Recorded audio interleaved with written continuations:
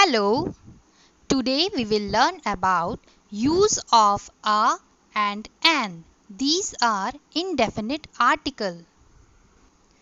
You know that the English alphabet consists of 26 letters. English alphabet में 26 letters होते हैं. In all of these, vowels are A, E, I, O and U. ये आपको पता है. And rest of all are consonants. 5 vowel और बाकी सभी कॉन्सोनेंट्स हैं. वॉवेल को हिंदी में स्वर, कॉन्सोनेंट्स को व्यंजन कहते हैं. तो चलिए जानते हैं use of a and an. A और an are used before naming words which are one, that is singular.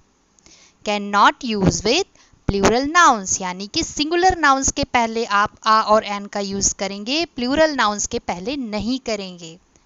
A is used before naming words starting with consonant sound. ध्यान दीजिएगा, consonant sound यानी कि व्यंजन की साउंड आती होगी. व्यंजन आपके क से ज्ञ तक हैं और एन में वॉवेल की साउंड आती होगी जो कि आपके आ से आहा तक हैं. बच्चों आपको ध्यान देना है, यहाँ पर साउंड की बात की गई है. चलिए सबसे पहले कुछ एग्जाम्पल्स देखते हैं जिनके आगे हम आ यूज करते हैं. Read the following. A tiger, एक टाइगर है यहाँ पर, सिंगल टाइगर. आ चेयर, एक कुर्सी. आ मैंगो, एक आम है. बच्चों आपको ध्यान देना है, सिंगुलर चीजों के आगे आ यूज करेंगे. आ शार्पनर, एक cutter.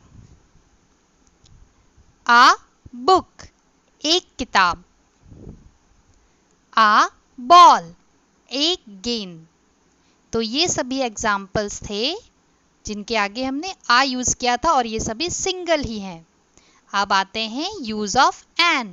Read the following. An elephant, यहां भी आपको सिंगुलर चीजें ही दिखेंगी.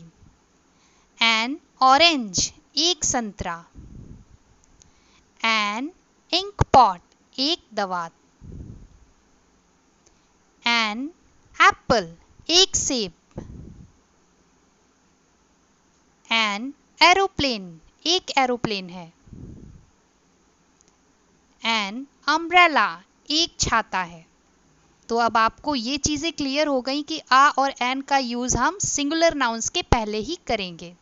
कुछ एक्सरसाइज करते हैं. What is this? बताइए. This is an ant. Very good. ये एक चींटी है.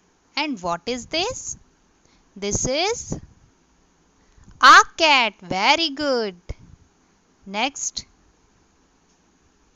What is this? This is a girl. Very good. यह एक लड़की है. And what is this? This is an igloo. बर्फ के घर को इग्लू कहते हैं. Next. What is this? This is an eye. Very good. ये एक आँख है. And what is this? This is an octopus. Very good. ये octopus है. What is this? This is a kite. यह एक पतंग है. And what is this? This is an egg. तो ये डिफरेंट एग्जाम्पल्स थे जहां पर आपने यूज ऑफ आ और एन देखा. अब आप इसको घर में प्रैक्टिस भी करिएगा और अपनी कॉपी पर भी करिएगा. तब तक घर पर रहिए, पढ़ते रहिए. Good bye.